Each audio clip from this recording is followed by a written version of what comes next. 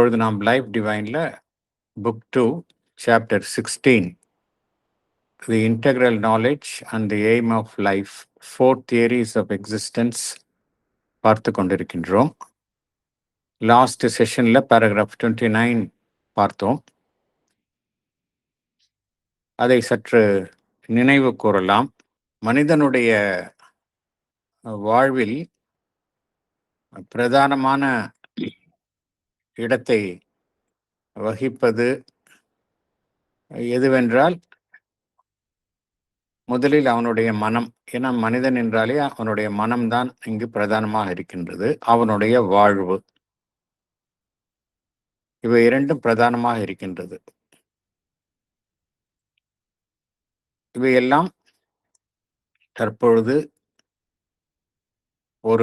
அதனுடைய முழு பூரணத்தையும் எட்டியுள்ளதா என்றால் இல்லை. அது தன்னுடைய முழு நிறைவையும் எட்ட வேண்டும் என்றால்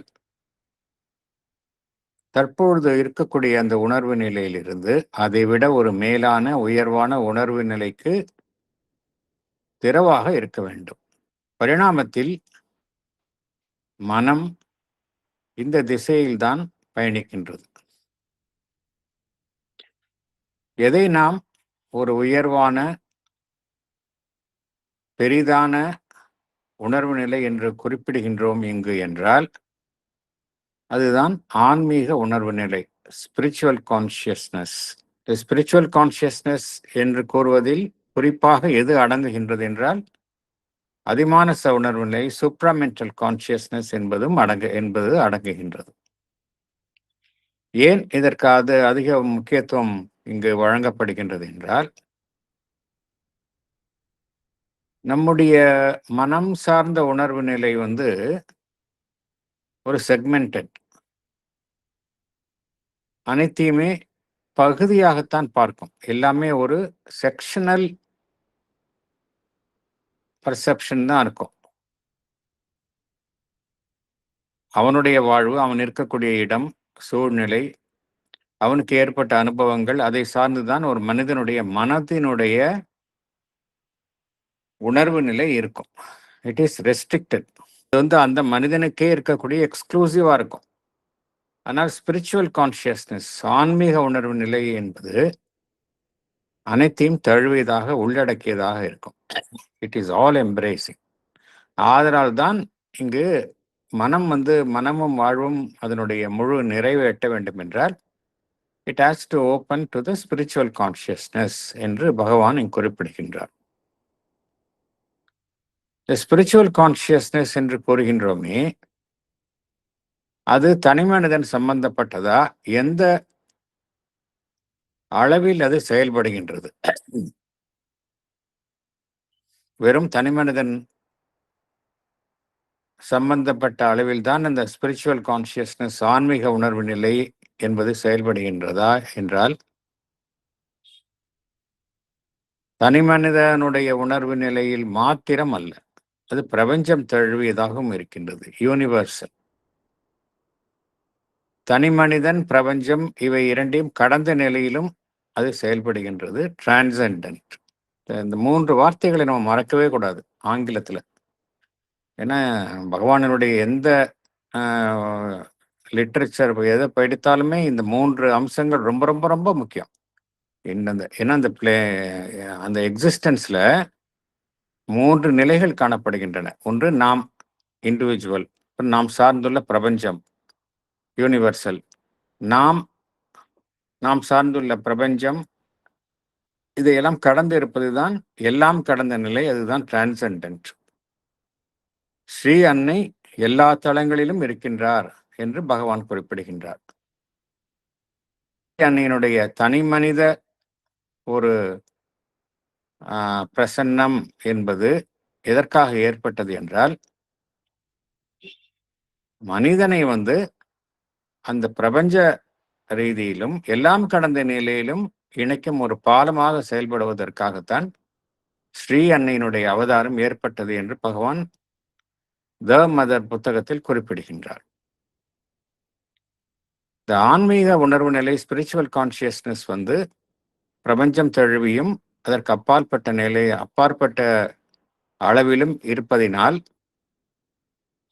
அது மனம் வாழ்வும் அதற்கு திறவாக இருக்கும் பொழுது என்ன நடைபெறுகின்றது என்றால், அதனுடைய ஒளி, அந்த உயர் ஆன்மீக உணர்வு நிலையினுடைய ஒளி வந்து மனதையும் வாழ்வையும் தன் வசம் எடுத்துக்கொள்கின்றது.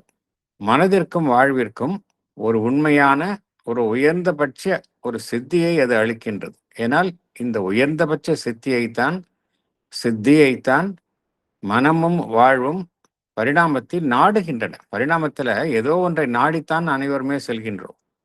நம்முடைய மனமும் வாழ்வும் தற்பொழுது ஒரு முழு நிறைவை எட்டாத நிலையிலும் அது உயர் உணர்வு நிலையை நாடுகின்றது. அதை எட்டுவதற்கு இந்த உயர் உணர்வு ஆன்மீக உணர்வு நிலை ஒளி வந்து உதவுகின்றது. இந்த ஒளி என்றாலே பகவான் என்ன குறிப்பிடுகின்றார்? உயர் ஒளின்னு என்ன அர்த்தம் அப்படின்னா, உயர் ஒளி என்பது அந்த நாலேஜ். எப்பொழுதுமே லைட் வந்து நாலேஜ், அதோடு தான் பகவான் ஒப்பிடுகின்றார். லைட் அப்படின்னு சொன்னாலே அந்த ஞானம். இப்போ வந்து நம்மளுடைய மனதினுடைய ஞானம் பார்த்தோம் அப்படின்னா ரொம்ப ரெஸ்ட்ரிக்டடா இருக்குன்னு பார்த்தோம். மனதை வைத்துக்கொண்டு நம்மால வந்து முழு ஞானத்தினுடைய முழுமையை எட்ட முடியாது. ஆனால் இந்த ஆன்மீக உணர்வு நிலை, ஸ்பிரிச்சுவல் கான்சியஸ்னஸ், அதற்கு வந்து பகவான் என்ன கூறுகின்றார்? ஒரு உயர் நிலையில் உள்ள ஞானத்தின் சாதனம் அதன் வசம் இருக்கின்றது அப்படிங்கிறார். It has a greater instrumentality of knowledge. இந்த கிரேட்டர் இன்ஸ்ட்ருமெண்டாலிட்டி ஆஃப் நாலேஜ் என்பது என்ன என்பது நமக்கு எல்லோருக்குமே தெரியும். அதுதான் ஐம்புலன்களின் மூலமாக அடையக்கூடிய அறிவு என்பது கிடையாது. The greater instrumentality of knowledge என்பது intuitive knowledge by identity of consciousness என்கின்ற அந்த உயர் உணர்வு நிலையில் கிட்டக்கூடிய அந்த ஒரு திறன், அதைத்தான் பகவான் கிரேட்டர் இன்ஸ்ட்ருமெண்டாலிட்டி ஆஃப் நாலேஜ். அதனாலதான் அங்க வந்து பிழையே இருக்காது. அந்த நாலேஜ்ல டைரக்ட் நாலேஜ் அப்படிங்கிறதுனால பிழை இருக்காது. எதை பற்றி அறிந்து கொள்ள விரும்புகின்றதோ அதுவாகவே அது மாறி அதை அறிந்து கொள்கின்றது. அது மாத்திரம் இல்ல, இந்த ஸ்பிரிச்சுவல் கான்சியஸ்னஸ் என்று கூறுகின்றோமே, அதற்கு வந்து அதிக ஆழமான சக்தியும் அதனுடைய திறனும் உடையதாக அது இருக்கின்றது. அதனுடைய எல்லை வீச்சு என்று பார்த்தோம் அப்படின்னா அது எல்லை கடந்ததாக இருக்கின்றது. அதே போல அதில் காணப்படும் அன்பு, மகிழ்ச்சி, அழகினுடைய தன்மை எல்லாமே வந்து அதி தீவிரத்துடன் இந்த ஆன்மீக உணர்வு நிலையில் காணப்படுகின்றது. ஆகையினாலதான் பகவான் என்ன கூறுகின்றார்? மனிதனுடைய மனமும் வாழ்வும் முழு நிறைவு எட்ட வேண்டும் என்றால் அது அந்த ஆன்மீக ஹையர் கான்சியஸ்னஸ் அதற்கு திறவாக வைத்துக் கொள்ளணும். அதுதான் இந்த சொல்யூஷன் அப்படிங்கிறார். ஸோ 3 கோட்பாடுகள்ல 3 விதமான சொல்யூஷன்ஸ் பார்த்தோம். முதல் சொல்யூஷன், எல்லாம் கடந்த நிலையில் இருக்கக்கூடிய பரம்பொருள், அந்த நிலையில தான் மனிதனுக்கு முழு நிறைவு கிட்டும். மனிதன் இருக்கக்கூடிய நிலையிலோ அதற்கு மேல் உலகங்களிலோ கிட்டாது என்கின்றது முதல் கோட்பாடு. இரண்டாவது கோட்பாடுல இல்லை, இந்த உலகத்தில் தான் எல்லாமே இருக்கின்றது, புவிசார் உலகத்தை தவிர வேறு எதுவுமே இல்லை என்பது இரண்டாவது கோட்பாடு. மூன்றாவது கோட்பாடு, இந்த புவிசார் உலகத்தில் மனிதன் முழு நிறைவு எட்ட முடியாது, அதற்கு மேலுள்ள உலகங்கள், ஹையர் வேர்ல்ட்ஸ், அதில்தான் மனிதன் ஒரு முழுமையை எட்ட முடியும், அங்குதான் அவன் மெய்மையை அடைய முடியும் என்று கூறுவது மூன்றாவது கோட்பாடு. பகவான் இங்க என்ன கோருகின்றார்? அவருடைய கருத்து என்ன அப்படின்னா, மனிதன் இந்த புவியில் இருந்து கொண்டே முழு நிறைவை எட்ட முடியும். புவியில் இருந்து கொண்டே அவனுடைய மனமும் வாழ்வும் முழு நிறைவை எட்ட முடியும். அவன் அந்த 3 நிலைகளை எல்லாம் ஒருங்கிணைத்து அவனுடைய மனதையும் வாழ்வையும் அந்த உயர் உணர்வு நிலைக்கு திறவாக வைப்பதன் மூலம் இந்த 3இல் கிட்டக்கூடிய அனைத்து அம்சங்களும் அவனுக்கு புவி வாழ்வில் இருந்து கொண்டே அடைய முடியும் என்பதுதான் பகவானினுடைய கோட்பாடு. அதை தான் ஃபோர்த் தியரிஸ் ஆஃப் எக்ஸிஸ்டன்ஸ்ல பகவான் கூறுவது இதுதான். அதனால்தான் நம்முடைய மனமும் வாழ்வும் எதை நாடுகின்றது என்றால் ஞானத்தை நாடுகின்றது, சக்தியை நாடுகின்றது, மகிழ்ச்சியை நாடுகின்றது. நம்முடைய உடலும் மனமும் வாழ்வும் இதை அடைய வேண்டும் என்பதற்காக நாம் இந்த புவி சார்ந்த வாழ்வை நாம் விலக்க முடியாது. இவையெல்லாம் நமக்கு கிட்ட வேண்டும், முழுமையாக கிட்ட வேண்டும் என்பதற்காக புவி சார்ந்த வாழ்வை நாம் விலக்க முடியாது. புவி சார்ந்த வாழ்க்கையை விலக்குவதன் மூலம் என்ன செய்கின்றோம்? நாம் அது உயர்வான ஒரு முழு நிறைவை எட்டுவதிலிருந்து நாம் நம்மை நாமே தாழிட்டுக் கொள்கின்றோம். அடைய முடியாமல் நம்மை நாமே தாழிட்டுக் கொள்கின்றோம். ஆகையினால புவிசார் வாழ்வை நாம் அதிலிருந்து விலக்கவே முடியாது.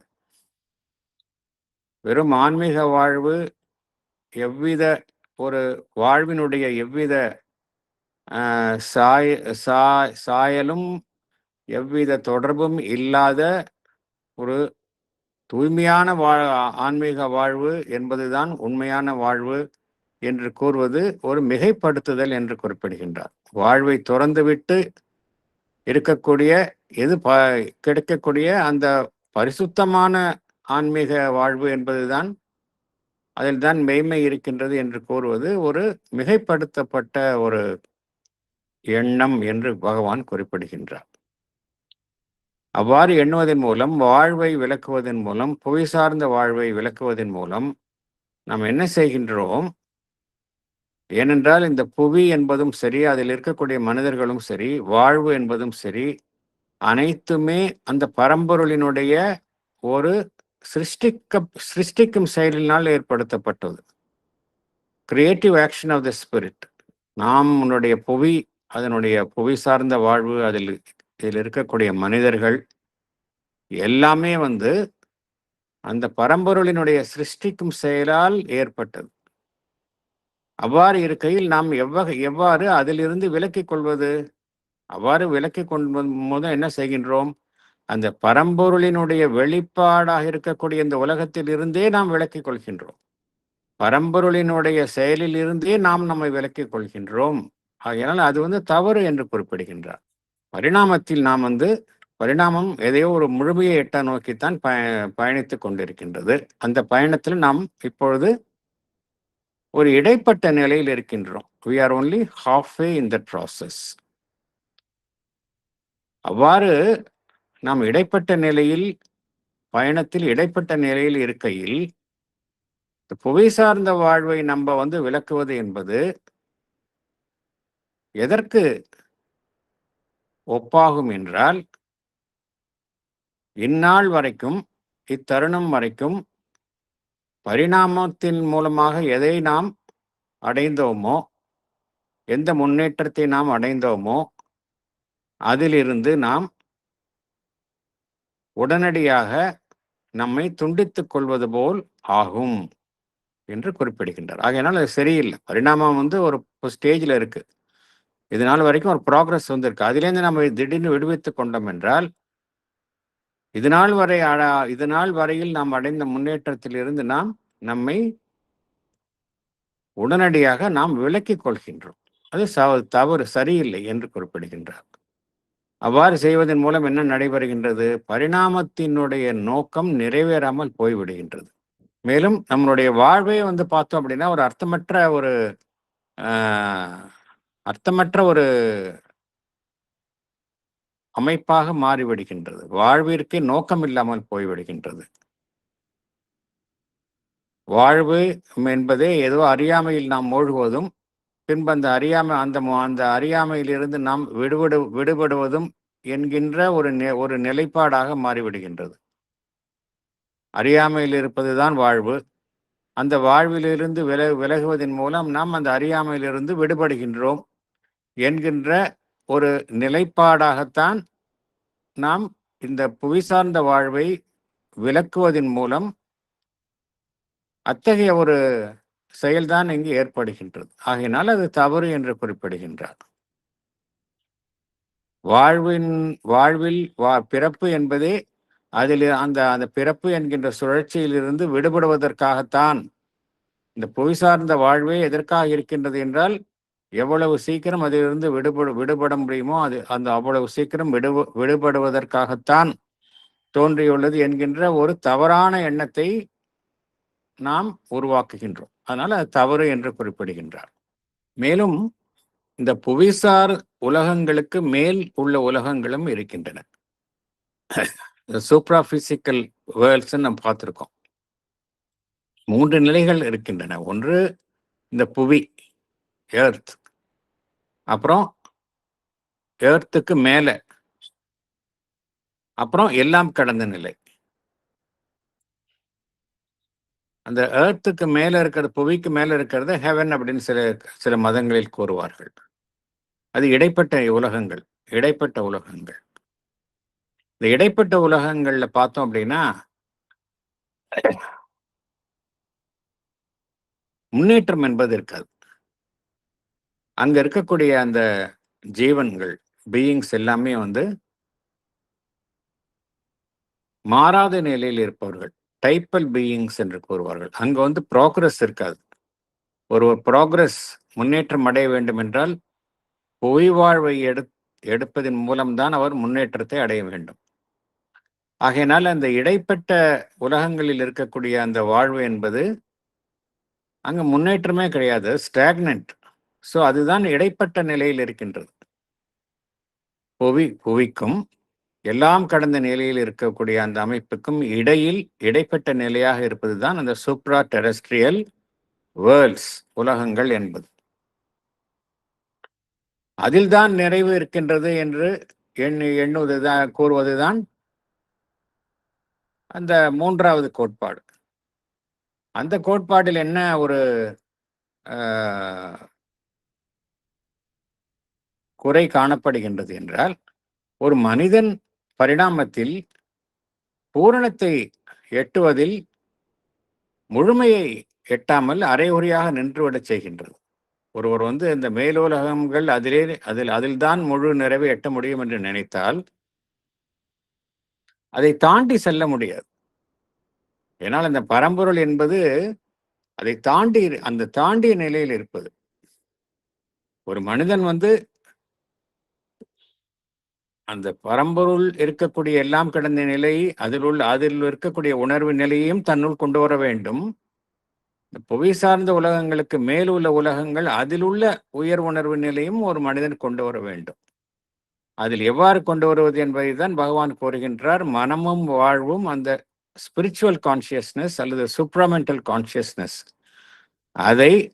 அதற்கு திறவாக இருப்பதன் மூலம், அதை நம்முள் இரக்கம் கொள்ள செய்வதன் மூலம் ஒருவர் இந்த 3 நிலைகளையும் ஒரு சேர தன்னுள் கொண்டு வர முடியும் என்று குறிப்பிடுகின்றார்.